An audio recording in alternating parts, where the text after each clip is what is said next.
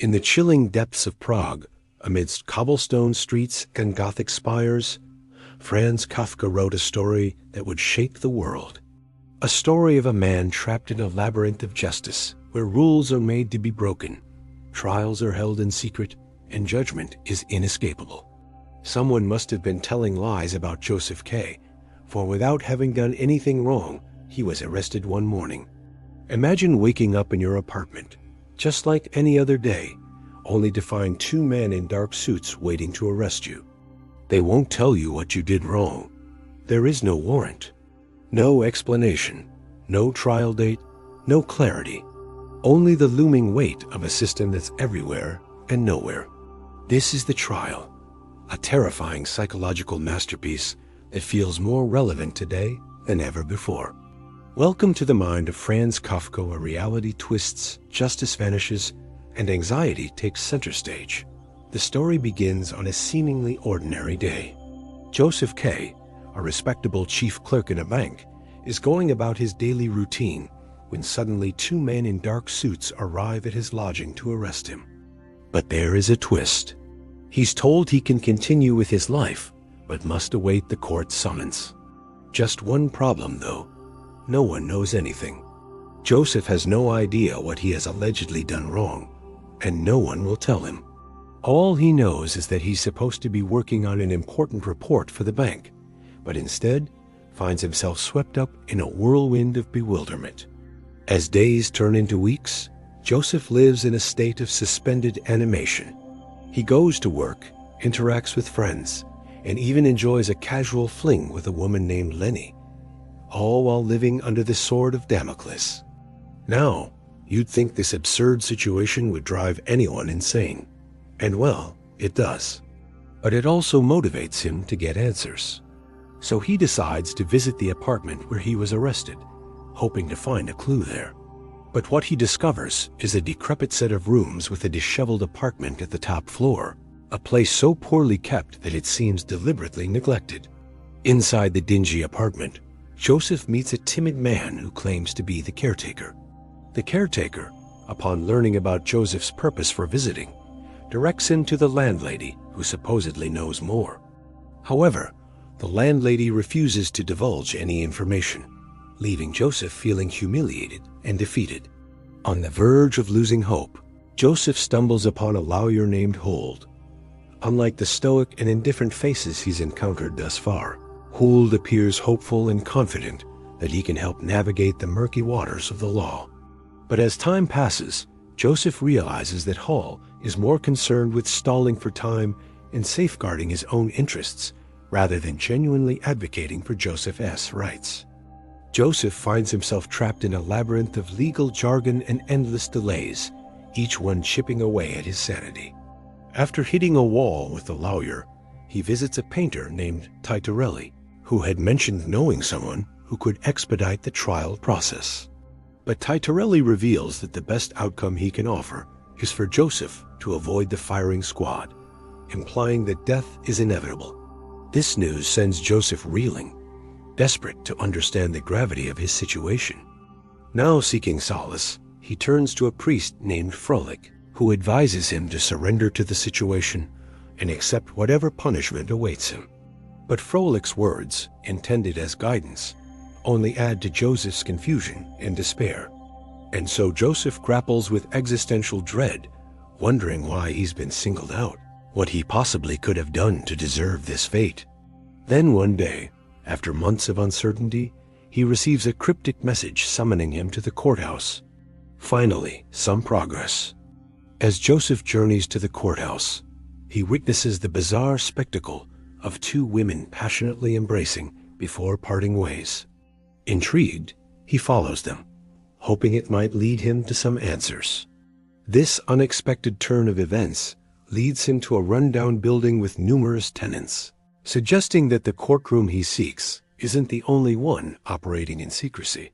Upon entering the courtyard, he's spotted by one of the women from earlier, who warns him that they're under surveillance and urges him to proceed cautiously.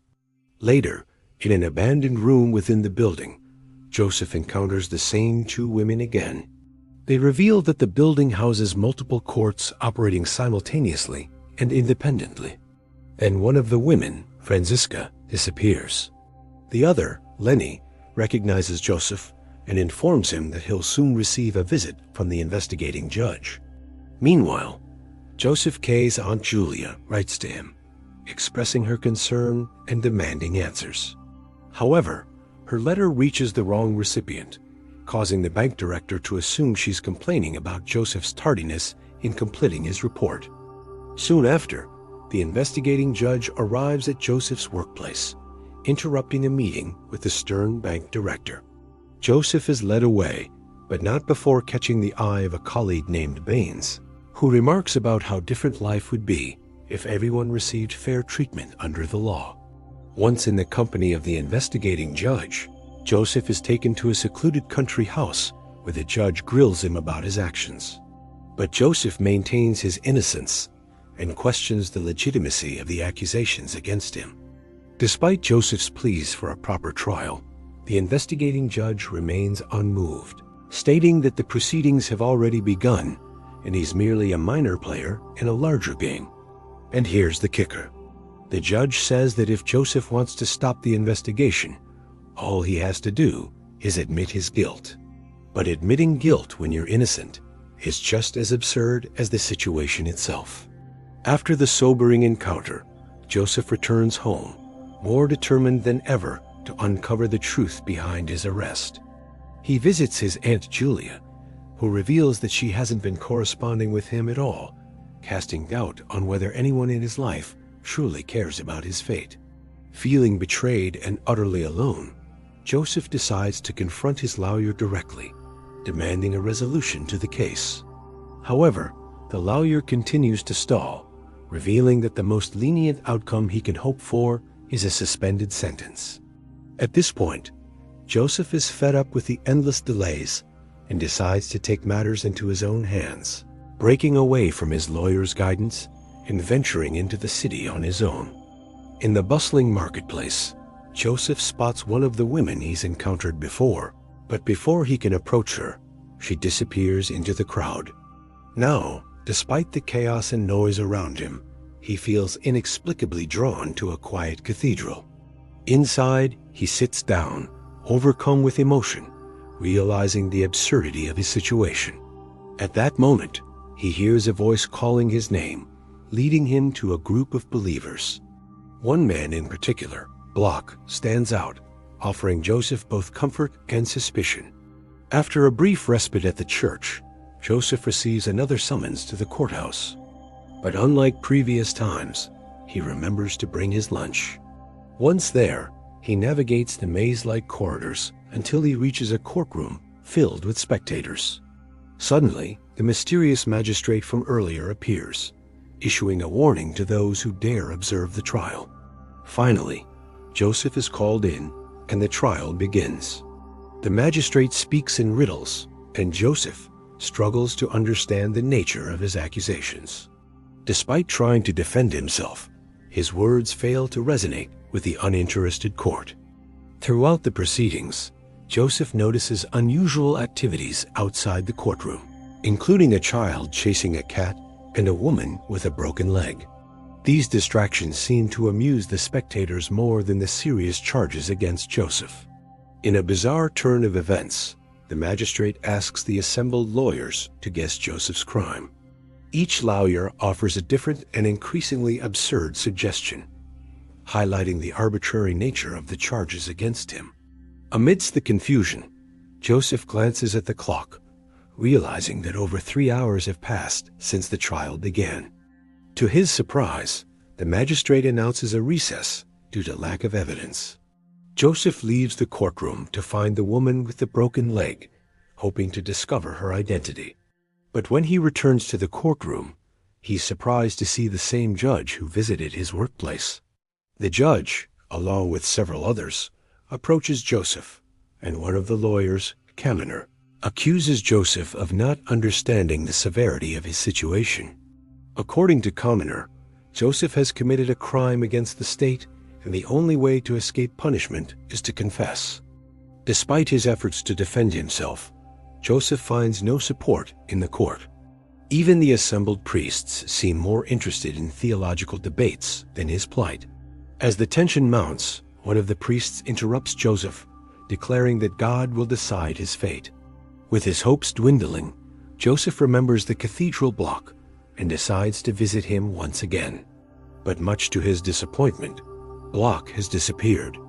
In a final act of desperation, Joseph attends another hearing, but this time he's brought before a panel of judges rather than a single magistrate. The judges deliberate among themselves, keeping Joseph waiting. When they finally return, they inform him that he must remain in custody for further investigation. With no other options left, Joseph accepts his fate and prepares for what comes next. One evening, as Joseph is preparing for bed, the two men who arrested him arrive at his lodgings. Without saying a word, they lead him away. Joseph walks ahead, carrying a small suitcase, while the men flank him. They lead him to a carriage and then to a nondescript house. When Joseph hesitates, one of the men reminds him that he has no choice but to comply. Once inside, Joseph is shown a simple room containing a bed and a washstand. The men inform him that this will be his final lodging, indicating that he'll spend his remaining days here. Joseph spends the following days in the strange house, subsisting on minimal rations. He gradually descends into madness, exhibiting symptoms like chronic hiccups. On the eve of his 31st birthday, the two men reappear, telling him it's time to go. They take him to a nearby quarry and execute him like a dog, without giving him a chance to defend himself or explain his innocence. His last thoughts are of shame, not for his alleged crime, but for existing in a world where such injustice prevails. The novel concludes abruptly, leaving readers with no closure and highlighting the absurdity of Joseph's fate. So what do you think? How does Kafka make you feel? Do you see themes in his writing that still hold true today? Let me know in the comments. Also, don't forget to hit the subscribe button so you never miss out on our thought-provoking content.